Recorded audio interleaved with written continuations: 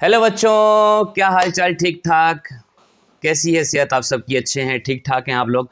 तो आज की क्लास का हम लोग आगाज़ करते हैं। आज एक इंट्रोडक्टरी क्लास है जिसके अंदर हमने देखना है कि भाई अपकमिंग क्लासेस के अंदर हम लोग क्या करेंगे, किस तरीके से स्टडी करेंगे। बहुत सारे क्वेश्चंस बहुत सारे स्टूडेंट्स के माइंड के अंदर होंगे कि भाई कैसी जो है तो चीज़ें चलने वाली हैं। लेकिन पहले मैं आप सबका शुक्रिया अदा करना चाहूँगा इस वजह से क्योंकि एक स्टूडेंट ने भी डेमो क्लास नहीं ली और डायरेक्ट रजिस्ट्रेशन करवा के मेरे साथ ग्रुप में आ गए, यानी आपको मुझ पे भरोसा था। तो आपका भरोसा मैं कभी भी नहीं तोड़ूंगा और यकीन माने कि इंशाल्लाह ताला आप सबको वेलकम हटा देते हैं यहाँ से। इंशाल्लाह ताला आप सबको मैं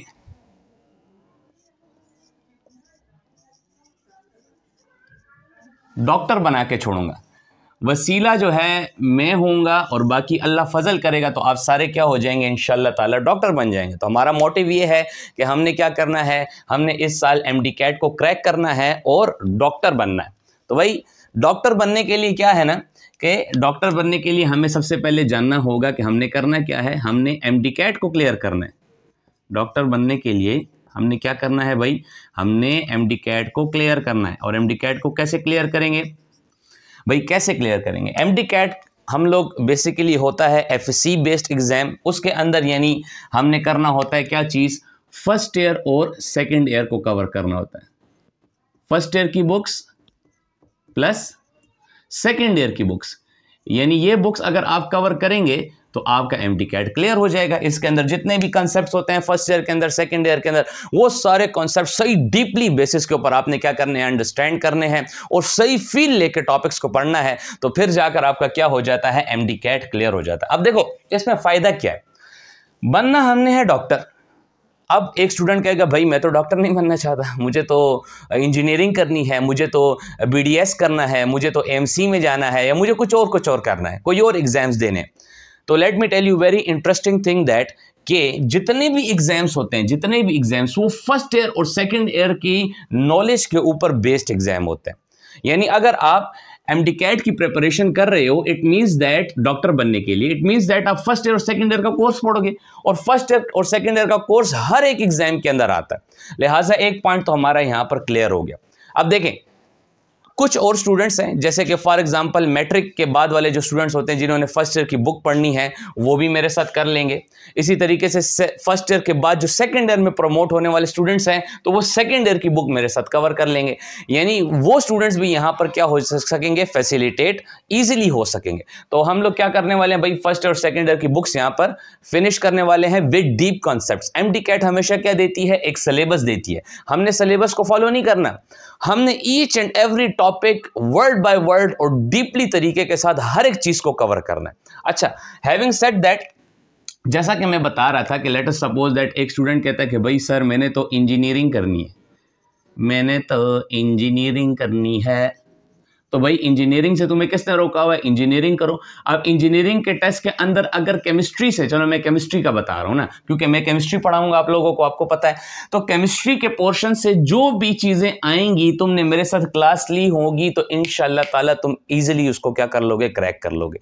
इसके अलावा अगर कोई स्टूडेंट ये कहता है कि भाई वो बीएस केमिस्ट्री कर रहा है, अगर एक स्टूडेंट बीएस केमिस्ट्री कर रहा है यानी केमिस्ट्री में मास्टर्स कर रहा है, सेकेंड ईयर के बाद होता है बेटा ये, अगर वो इसके अंदर क्या कर रहा है, केमिस्ट्री के अंदर मास्टर्स कर रहा है, तो ये बैच भी उसके लिए है। यानी यहां पर हम लोग डीप कॉन्सेप्ट्स केमिस्ट्री के डिस्कस करने वाले हैं फर्स्ट ईयर सेकंड ईयर के। तो भाई उसकी केमिस्ट्री मजबूत होगी। जो बीएस केमिस्ट्री वाला है, जो मास्टर्स कर रहा है केमिस्ट्री के अंदर, तो केमिस्ट्री के कॉन्सेप्ट्स उसके मजबूत होंगे। यानी इस क्लास से बीएस केमिस्ट्री वाले और मास्टर्स जो केमिस्ट्री में करना चाहते हैं वो भी फैसिलिटेट होंगे। इसी के साथ साथ अगर आप कोई और एग्जाम देना चाहते हो, लेट अस सपोज दैट आप कह रहे हो भाई कि मैं जो है तो बीडीएस करना चाह रहा हूँ, लेट अस सपोज दैट मैं जो हूँ तो एएमसी में जाना चाह रहा हूँ, आर्मी मेडिकल कॉलेज में जाना चाह रहा हूँ, मैं आईएसएसबी दे रहा हूँ सर, मैं आईएसएसबी दे रहा हूँ, मैं एयरफोर्स में जाना चाहता हूँ, मैं एयरफोर्स में जाना चाहता हूँ, भाई मैं आर्मी में जाना चाहता हूँ, आर्मी में।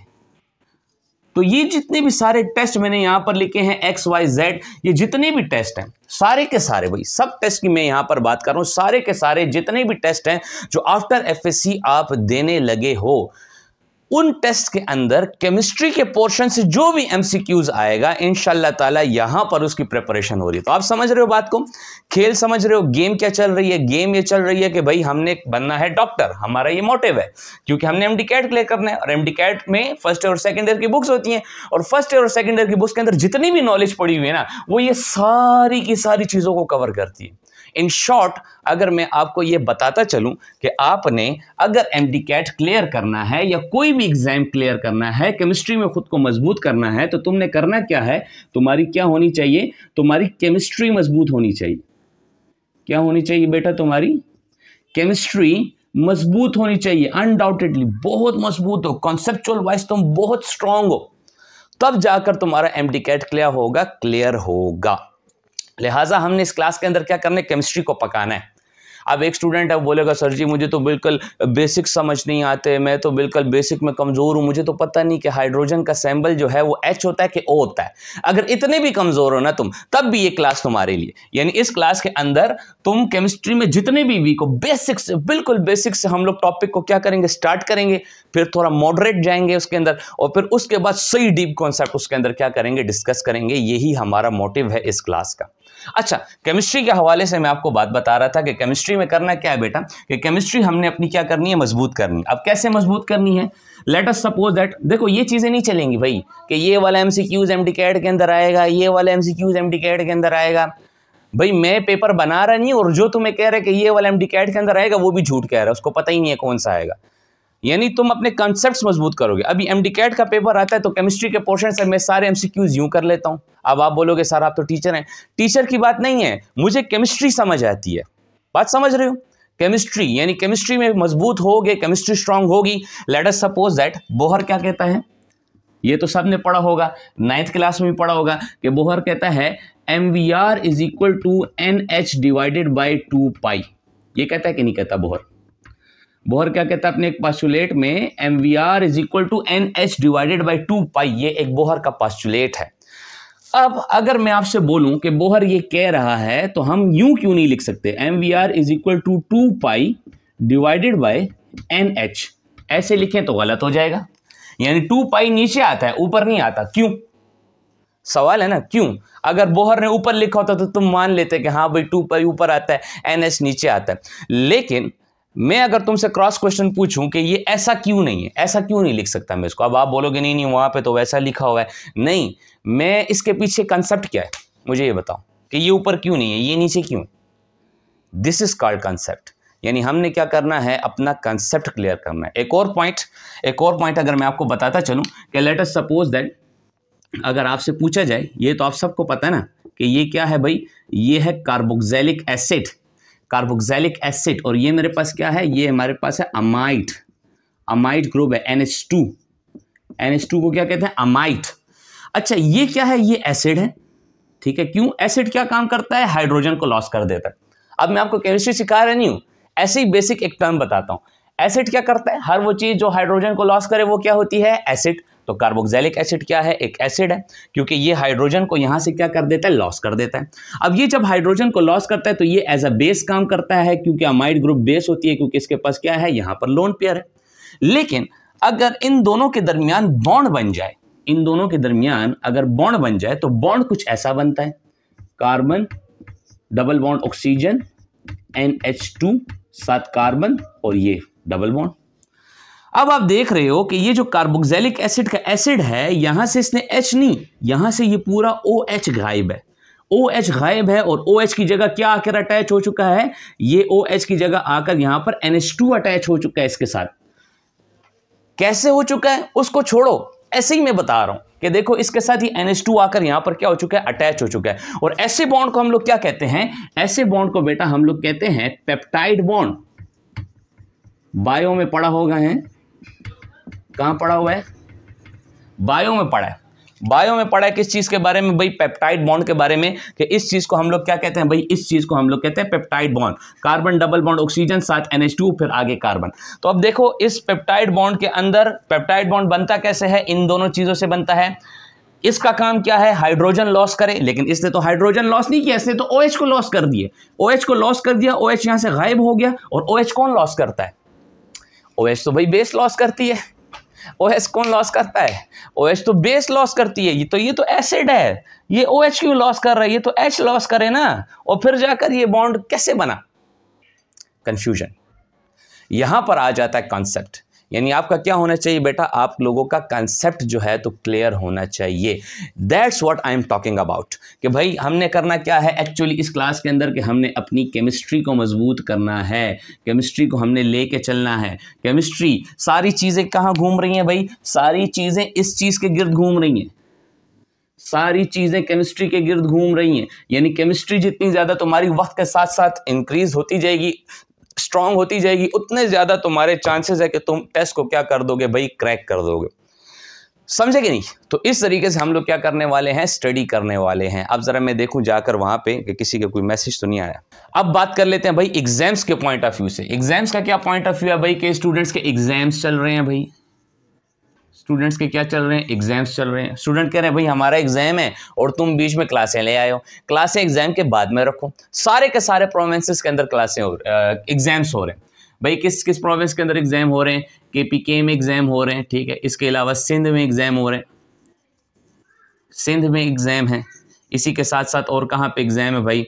पंजाब में एग्जाम है, और साथ ही साथ बलूचिस्तान में।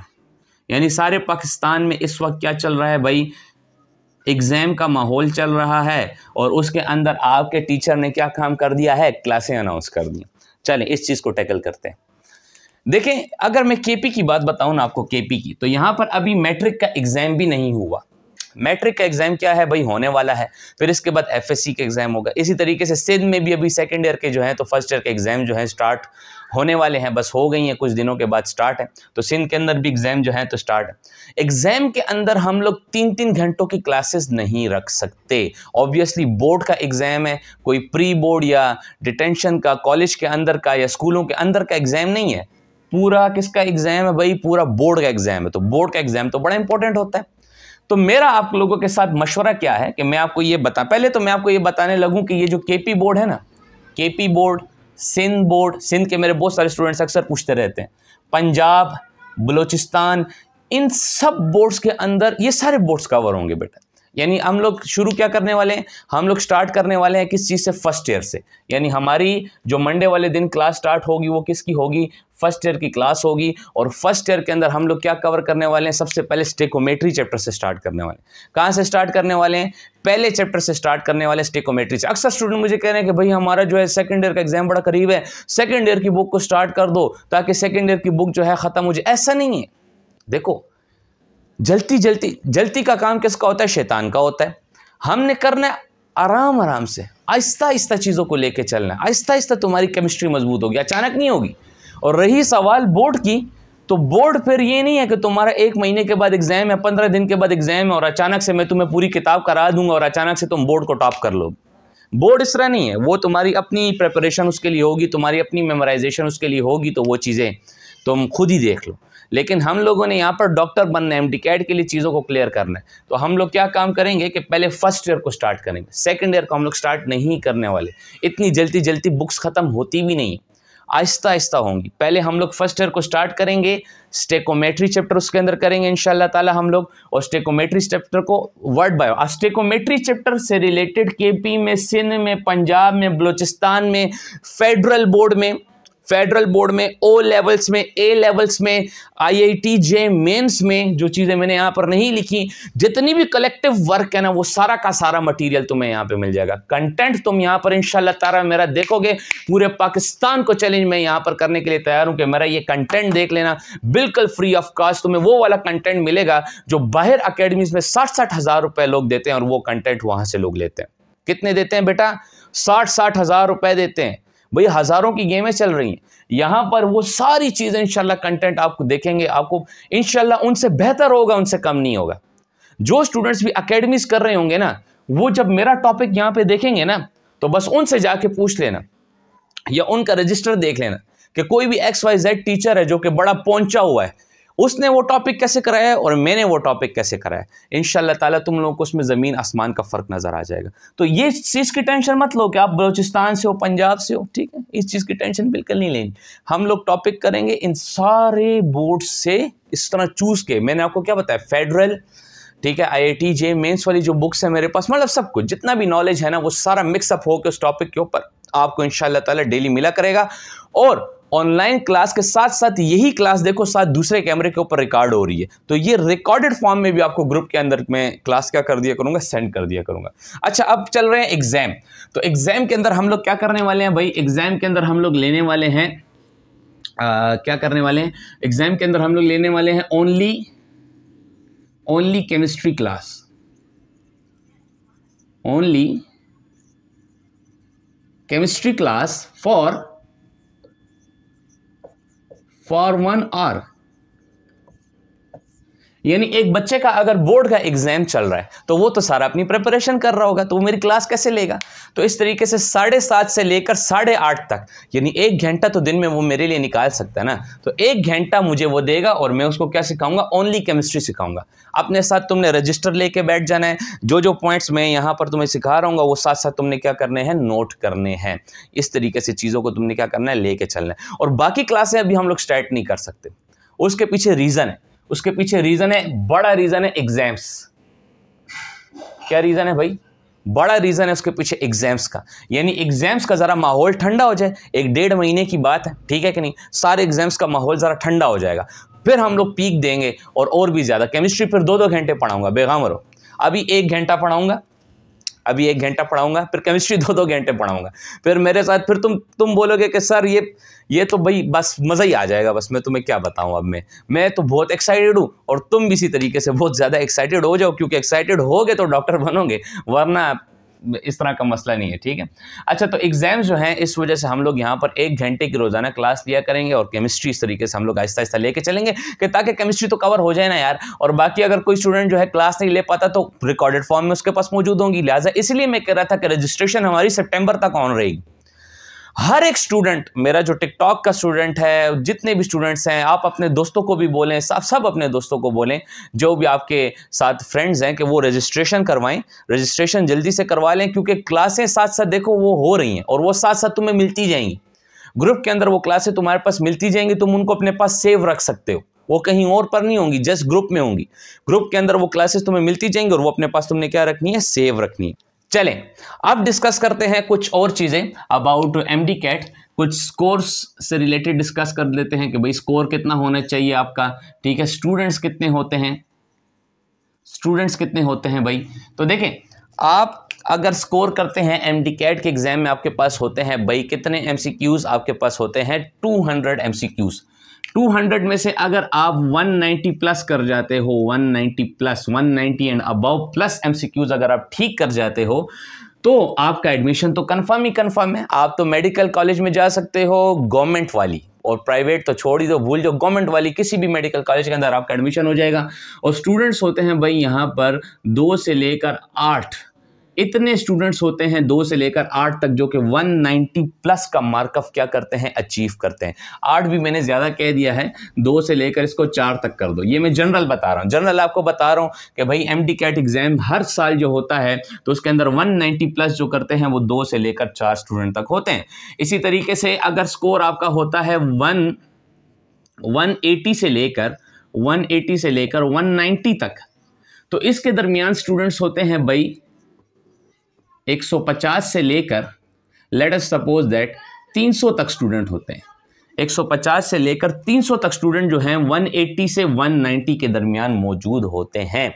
यानी अगर आप यहां पर इतने MCQs करेक्ट कर लेते हो तो आप इस मार्जिन के अंदर आ जाओगे, इतने स्टूडेंट्स के दरमियान हो जाओगे और इजीली इंशाल्लाह ताला आपका एडमिशन क्या हो जाएगा, कंफर्म हो जाएगा। यानी इतने अगर आप 180 प्लस स्कोर कर लेते हो तो आप तब भी आपका मेडिकल कॉलेज जाना क्या है बेटा, कंफर्म है।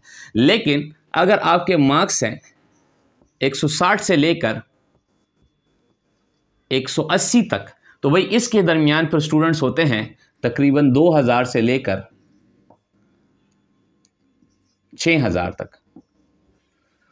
तो भाई ये जो रेंज है ना हमारे पास 160 से लेकर 180 तक की, ये डेंजरस रेंज है। अब इसके अंदर पता नहीं चलता, या तो आप प्राइवेट मेडिकल कॉलेजों में जाकर फिर 1-1 करोड़ रुपए 10-10 करोड़ रुपए दोगे डॉक्टर बनने के लिए, और फिर बड़े मसले हो जाएंगे, और फिर गवर्नमेंट मेडिकल कॉलेजेस तो भूल ही जाओ।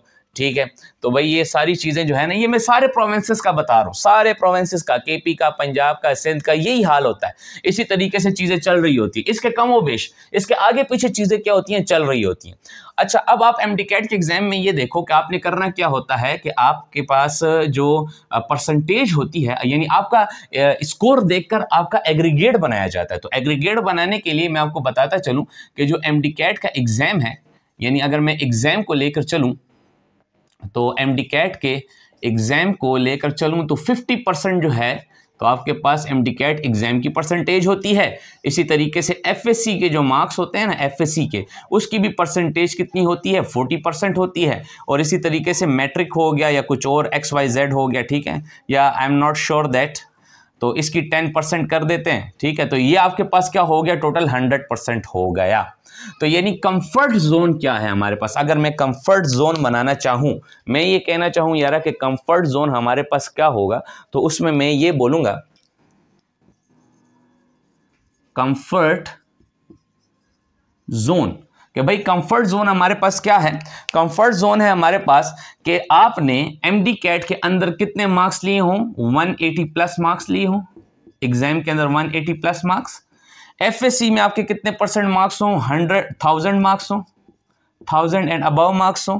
ठीक है, इसी तरीके से अगर ये सारी क्वालिटीज आपके अंदर होंगी तो आपका जो एग्रीगेट है ना, वो कितना होगा, वो 91 प्लस बन जाएगा। कितना बन जाएगा आपका एग्रीगेट, 91 प्लस बन जाएगा, अगर ये दो क्वालिटीज आप अचीव कर जाते हो। यानी मुबारक हो, आपका एडमिशन क्या हो चुका है, कंफर्म हो चुका है। और मेजॉरिटी स्टूडेंट्स कहाँ लाए कर रहे होते हैं, मेजॉरिटी स्टूडेंट्स यहाँ पे लाए कर रहे होते हैं, और उनका एग्ज़ाम फिर सही से नहीं हुआ होता, तो लिहाजा उनका जो है, तो फिर इस तरीके से उनका एग्रीगेट 90 प्लस नहीं होता, लिहाजा उनका एडमिशन नहीं होता। तो ये कंफर्ट जोन है, आपके पास एग्जाम में इतने मार्क्स स्कोर करने हैं, इतने मार्क्स FSC में। अब एक लड़का कहता है कि मेरे तो FSC में 1000 नंबर ही नहीं है, तो मेरे में क्या करूँ।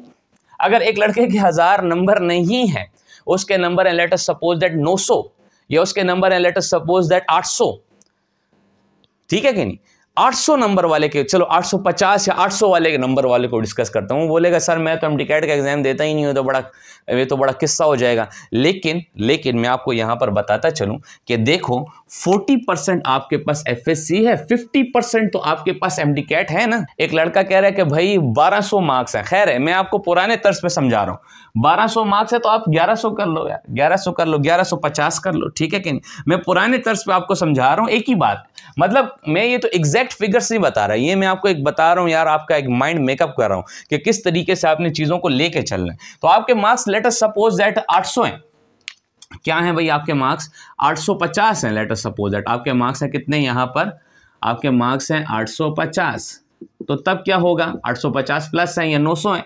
तो आप याद रखें आपके पास MD-CAT यहाँ पर है, हर बंदा इसको अचीव नहीं कर सकता।